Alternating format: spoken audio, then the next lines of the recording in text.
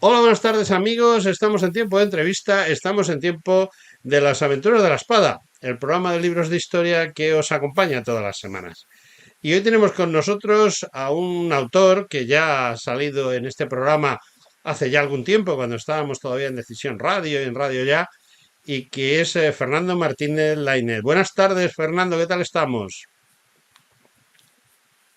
Buenas tardes, pues bien, bien, aparte ya de ser días de los difuntos y un poco y abrumados obviamente por la catástrofe esta de Valencia, pero bueno, vamos, estamos por lo demás bien. Bueno, pues queridos amigos, tenemos aquí a Fernando Martínez Lainez porque ha sacado un nuevo libro. Un libro que, como siempre, dedicado a su tema estrella, que es la historia de esta nuestra nación en los siglos XVI y XVII, y más concretamente al ejército de esa época, a los tercios. Fernando, tu tema, indiscutiblemente, eres un puntal en ese tema, eres quizá, eh, pues eso, quien puede decir sí, quien puede decir blanco, quien puede decir negro en el tema de los tercios, porque indiscutiblemente no creo que nadie tenga una preparación y un fondo como tú tienes sobre ese asunto. Pero, nuevamente, nos sorprendes con un excelente libro que veo que tienes en la mano. Enséñanoslo a cámara, por favor. Te lo voy a enseñar para... Sí. Se titula Hermanos de Guerra, ¿eh? Ujú. Editado por Espasa y es, como tú bien dices, mi último libro que está dedicado pues a las victorias de los tercios. Ajá. Bueno, de todas maneras, Pero yo Hermanos de siempre, Guerra. sí, yo siempre meto la carátula del libro, que ya me la ha mandado la editorial, la meto al principio del YouTube Te la manda. para que quede claro. Fernando, ¿por qué has elegido esta Muy bien. época concreta? ¿Por qué has elegido el tema de ese libro? Tú ya has hecho más cosas de esto, pero ahora te has centrado en este tema. ¿Cuál ha sido el motivo de que te centres en él? Bueno, el motivo fundamental ha sido, bueno, mi interés por la historia y sobre todo por la historia de la etapa, digamos, más culminante y más gloriosa de nuestra historia. Yo pienso que está fuera de duda que fueron los siglos XVI y por lo menos hasta la primera mitad del siglo XVII. Entonces fue realmente una etapa casi mágica en la que pues hicimos lo que luego luego no se ha vuelto a hacer y lo que en definitiva nos hizo grandes y nos ha marcado en la historia del mundo. Bueno, pues esto es, digamos, esta especie de tendencia a tratar de indagar por ese pasado tan magnífico, ¿no? que tuvimos desde el punto de vista histórico, es lo que me mueve a analizar y a tratar de estudiar este periodo. Y claro, ahí evidentemente, pues ahí, si se habla de este periodo hay que hablar de los tercios, porque si fuimos algo en ese sentido, fue en el aspecto militar, y el aspecto militar pues hay que hablar de los tercios porque fueron las unidades que marcaron la historia militar de España en aquel momento, claro. Bueno, yo por lo que deduzco, has querido hacer tres cosas importantes. Desmiénteme si me equivoco. Una es que tengamos un conocimiento de los tercios como tal. Otro que es que tengamos un conocimiento de los hombres que estuvieron en esos tercios, tanto los mandos como todos, la tropa, todos aquellos que se batieron defendiendo las banderas españolas. Y por lo que yo sé, haces especial hincapié en una serie de batallas que prácticamente las ganamos todas, porque durante ese siglo y medio del que tú estás hablando, pues prácticamente los tercios españoles fueron invencibles, ¿no? Sí, verás, pero en estas batallas que menciono aquí en el libro hay reveses, hay alguna derrota, y la intención no era tanto mostrar que fuimos siempre ganadores, sino mostrar sobre todo ese espíritu que caracterizaba a los tercios, a esos hermanos de guerra que yo digo. Y en ese sentido, digamos, la pieza básica de ese engranaje, pues era el honor, lo que podríamos llamar la honra, ¿no? Y aunque hubo, como digo ahí, reveses, es evidente que lo que no se perdió nunca, o prácticamente, fue ese sentido de la honra, que yo creo que es lo que caracteriza a estos hermanos de guerra, a estos tercios, cuyos soldados, pues yo en este caso los llamo así, los llamo hermanos de guerra, ¿no? Pero como digo, básicamente saco a colación también algunas derrotas en las que, a pesar de haber perdido, desde el punto de vista de la batalla, desde el punto de vista pues histórico, sin embargo, los tercios nunca dejaron de mantener esa especie de puntal de honra como bandera y como carácter. La verdad es que, bueno, tú sabes que yo he sido el jefe de sanidad del Soria 9, heredero de un tercio tan importante como es Claro, el Tercio Viejo de Nápoles, que es quizás su fundador. claro, claro. Oficialmente siempre se ha dicho que los tercios aparecen en 1534 como tales tercios. Sin embargo, su historia es muy anterior. Yo recuerdo que en el año 2009 celebramos ahí en Fuerteventura, que es donde está el Soria 9, o sea, su antecesor, el Tercio Viejo de Nápoles, celebramos los 500 años. Hubo una exposición en la cual yo intervine y sobre todo hubo una visita del entonces rey Juan Carlos que impuso por la primera medalla del ejército, la primera medalla porque se había constituido recientemente, a la bandera coronela de ese batallón de Fuerteventura. Y bueno, pues eso nos llevó a recordar todas esas batallas, incluidas las que bueno, la propaganda nos ha dado por perdidas, pero hay batallas que se han dado por perdidas a los tercios que a lo mejor no han sido tan desastrosas ni han tenido ese final tan, digamos, de pérdida, sino que muchas veces hemos querido justificar con algunas batallas, desastres que en definitiva quien los ha tenido ha sido la política, más que la propia guerra y los propios soldados, ¿no? Claro, sí. Podemos citar, en este sentido que tú dices, podemos citar el ejemplo de Rocroi, donde evidentemente hubo una derrota, pero bueno, no fue ni mucho menos una derrota tan estrepitosa como luego los franceses. Y la propaganda influida desde Francia, con sus repercusiones aquí en España, pues hizo ver o pretendió demostrar.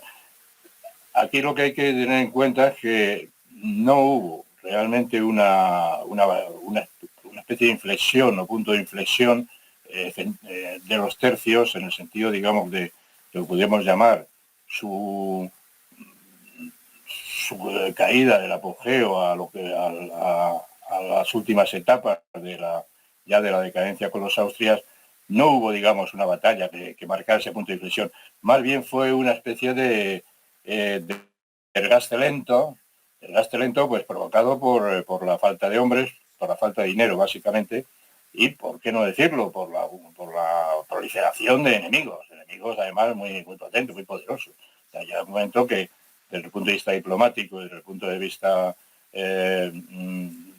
geopolítico en Europa, España se ve prácticamente desamparada en sentido de aliados, ¿no? Ujú. Y claro, aparte de eso, ya económicamente las cosas tampoco empezaron a ir demasiado bien en esa segunda mitad del siglo XVII, y eso, bueno, obviamente repercute mucho en el funcionamiento y en la eficacia de los tercios. Hay que decir, respecto a lo que decías antes también, que aunque como tú bien sabes, la fecha documentada, fundacional, que se da normalmente de los tercios 1536, en lo que se llama o sea, la ordenanza de Génova, dada por Carlos V, que es más bien que una ordenanza, es una instrucción, porque ahí lo que se marcan son unas pautas para que se realicen unos pagos y para que esos pagos pues se hagan, digamos, para determinadas unidades. Pero bueno, se menciona la palabra tercios ahí por primera vez. Entonces, bueno, pues desde el punto de vista fundacional, desde el punto de vista documental, pues se da esa... Pero hay que decir, y en ese sentido hay historiadores autorizados que lo corroboran, hay que decir que los tercios venían funcionando como tal mucho antes, bastante antes. Ya en 1500, en los 1521, en 1520, en Pavía y tal, ya venía funcionando como tales tercios. Con lo cual, digamos, lo único que significa la ordenanza esta, la instrucción esta de 1536, es, bueno, el detalle ese de que por primera vez se citan documentalmente a los tercios. Pero no quiere decir que los tercios surgieran en ese momento. Los tercios venían de años anteriores, claro.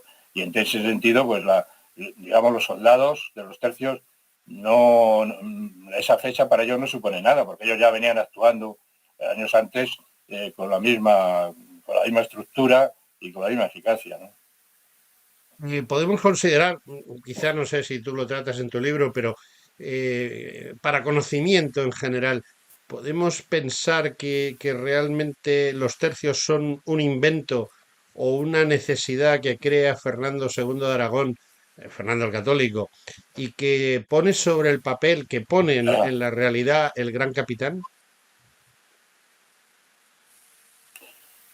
Bueno, podría ver así, pero yo destaco ya en el libro que los tercios no eran estructuras rígidas, ¿no? Los tercios surgen, como casi toda la vida, surgen de una evolución, ¿no? Y esa evolución viene marcada por la figura de los reyes católicos. Los reyes católicos, entonces Fernando como Isabel, son los que construyen o transforman una especie de hueste medieval a través de una serie de ordenanzas y con tratadistas militares de primera fila, como era en aquella época Alonso de Quintanilla, Fernando de Zafra, Fernández de Palencia, es decir, teóricos ya de la guerra, digamos, o de la milicia, pues los reyes católicos se preocupan a partir de la guerra de Granada, se preocupan primero de que esta especie de hueste medieval, transformarla en una fuerza pagada por la corona, es decir, en este caso por el Estado, y a esa fuerza pues le añaden la procedente de las milicias concejiles, es decir, que en un momento determinado España se convierte en la primera nación casi de Europa, que me atrevería a decir casi del mundo, en la cual, digamos, existe un ejército profesional, porque la corona pagaba a esas fuerzas, las pagaba ella, no las pagaban los nobles ni las pagaban otro tipo de instituciones, la convierte en una fuerza profesional, en el auténtico sentido de la palabra, al servicio de la corona, lo cual es casi una fuerza nacional. Pero además hay que tener en cuenta que, esas instrucciones o esa especie de teoría que los reyes católicos a partir de la Guerra de Granada van elaborando, luego se desarrolla y se lleva a la práctica de una manera brillante y de una manera, digamos, fulminante en Italia. En Italia, la guerra de Italia, que como sabe, bueno, pues fueron donde el gran capitán pues se convirtió en uno de los adalides de la historia militar, pero de todos los tiempos. Pero, como digo, no existe, digamos, una fecha fundacional de los tercios, sino que esa evolución que estamos hablando a partir de los reyes católicos, luego pasa a través de las guerras de Italia con el gran capitán, Gonzalo Fernández de Córdoba, y eso es lo que va formando, lo que va a través también de una serie de generales en aquella época, como el Marqués de Pescara, o Ábalos. Es decir, todo eso va formando una especie de sedimento, de conglomerado, de esa especie de embrión, pues se van desarrollando los tercios. Pero, o sea, que los tercios, quiero decir, con eso quiero decir, y para resumir, que los tercios parten de un desarrollo, de una evolución, cuyo origen, para mí, está en las ordenanzas y en las instrucciones y en las formas de reclutamiento, muy importantes, de los reyes católicos. Y porque, como digo, el reclutamiento en Castilla era importantísimo, porque era un reclutamiento en el que estaban incluidos todos. Es decir, los peones famosos y tal salían de las milicias concejiles. Y luego estaban también las guardas reales que llamaban, que eran las fuerzas de caballería pesada, las lanzas que llamaban, que las pagaba también el rey. Entonces llegamos a una especie de ejército que es un ejército nacional, porque es un ejército que paga, digamos, el Estado, en ese caso los reyes católicos. Y de ahí pues se deriva toda la enseñanza que luego, pues de una manera muy brillante, se desarrolla Gonzalo Fernández de Córdoba en Italia, ¿no? Bueno, Fernando, yo tengo una pregunta y a ver si tú me la puedes despejar. Y es que hay la manía de los tercios de Flandes, cuando realmente los tercios, si bien donde obtuvieron más o menos fama fue precisamente en esas guerras por esas provincias holandesas, no solo estuvieron allí, sino que, como tú bien has dicho, se crean en Italia bueno, actúan en todo el Mediterráneo. A lo mejor no tercios completos, pero sí partes de ellos, pues desde batallas como la de Lepanto, donde gente que estaba encuadrada en los tercios es embarcada para combatir en Lepanto. Tenemos el caso del famoso Cervantes, que había estado, según unas obras que se han editado por parte del Servicio Histórico Militar, acerca de que Cervantes había estado, por ejemplo, en el Tercio Viejo de Nápoles, o actúan en Orán, o actúan en diversas islas del Mediterráneo, incluso participan con el Imperio Austrohúngaro en Viena y en Budapest. ¿Por qué ese interés tanto en los tercios de Flandes cuando precisamente se batieron en toda Europa y en todo el Mediterráneo, ¿no? Claro, los tercios básicamente estaban destinados a combatir en el exterior, en el extranjero. Y cuando España en ese momento pues, tenía peso militar y político en el resto del mundo, pues los tercios eran el brazo armado de esa política hispana, Ujú. de la monarquía católica o de la monarquía hispana en ese momento. Pero como digo, eran unidades básicamente destinadas a combatir en el extranjero. Y salvo algunas excepciones muy esporádicas, como fue por ejemplo la guerra de las Alpujarras y tal, los tercios no combatieron en España, combatían fuera de España. Entonces, desde ese punto de vista, hasta llegar a los tercios de Flandes, como tú bien señalas, los tercios han intervenido en muchos escenarios. Han intervenido en Francia, han intervenido en Alemania contra los luteranos, en la batalla de Milberg, han intervenido en Castelnuovo contra los turcos, en todo el norte de África, las luchas contra el Imperio Otomano fueron constantes. Y bueno, cuando llega el momento de que el rey Felipe II decide que hay que mandar tropas a Flandes por las circunstancias que ahora pues sería prolijo explicar, pues es cuando pues tienen que ir los tercios, porque es el brazo armado de la acción Ujú. exterior de España. Y entonces van a combatir.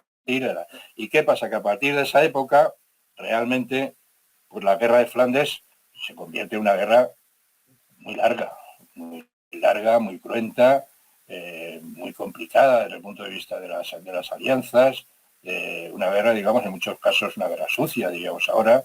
Entonces, y en ese sentido, bueno, pues lo que ocurre es que son 80 años de guerra, con lo cual Mm. son 80 años, en esta guerra son 80 años, en los que siempre intervienen los tercios, con lo cual, en muchos casos, pues bueno, se puede ver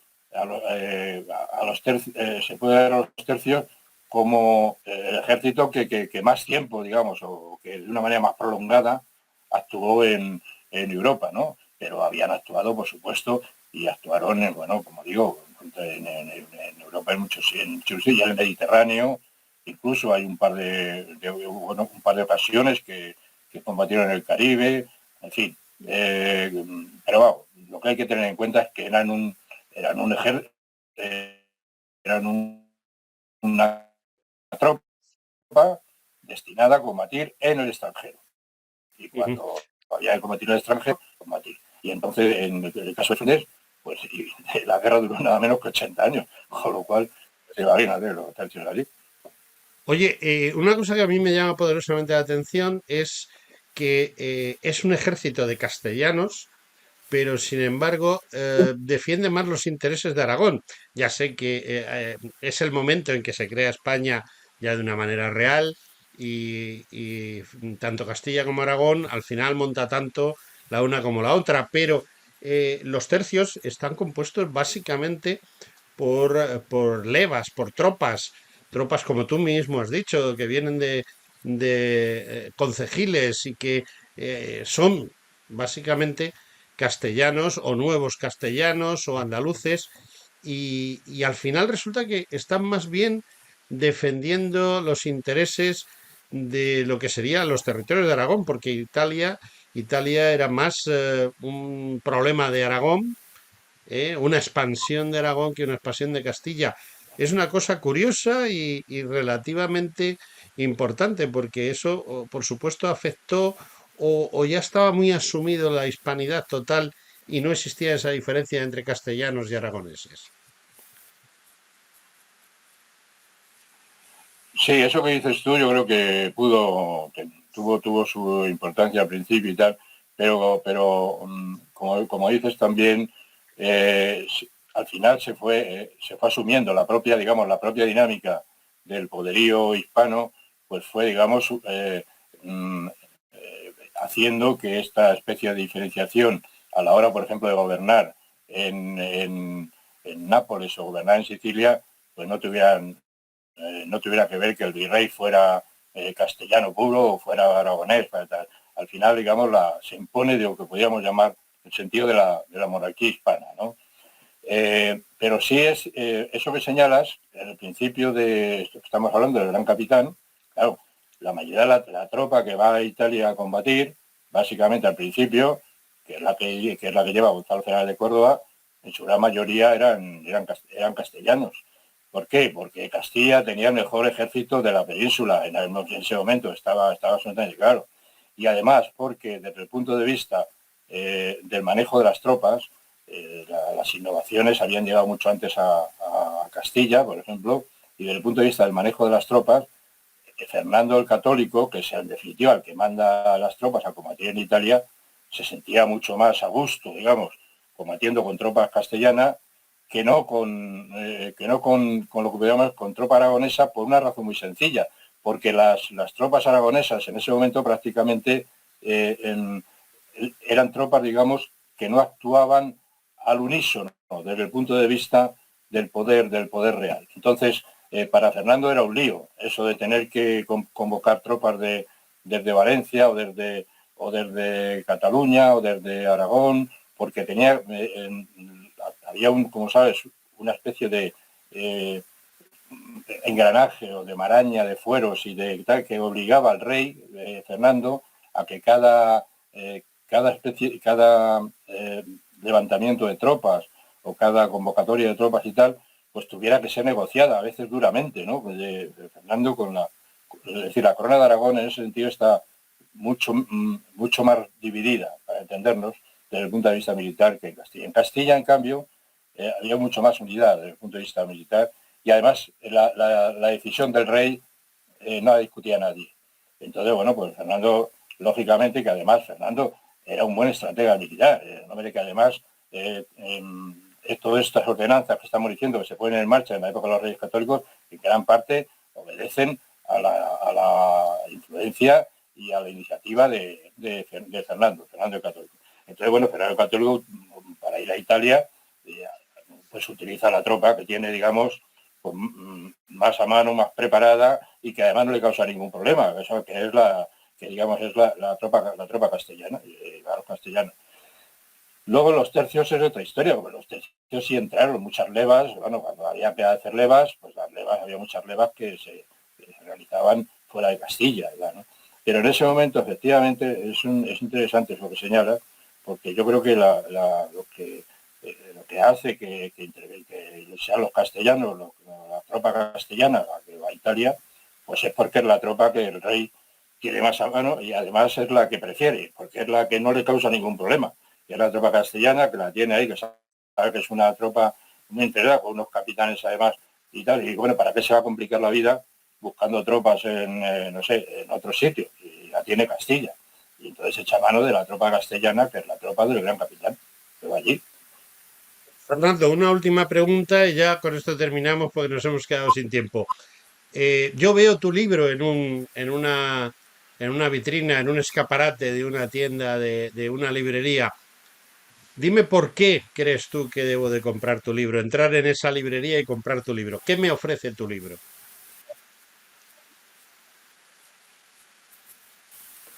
Bueno, pues yo creo que el libro yo trata de que sea un libro ameno, un libro explicativo, un libro que no entre en demasiada, digamos, que pueda leer cualquier persona pues, medianamente culta, sin, y sobre todo es un libro que yo creo que en muchos casos se puede leer casi como una especie de visión aventurera de lo que fue España y casi como yo diría como una saga novelística aventurera, ¿no? Porque ahí a lo largo del libro salen muchas batallas, salen muchos, muchos jefes, muchos diplomáticos, que en definitiva configuran este escenario de lo que es una batalla y de lo que es una guerra.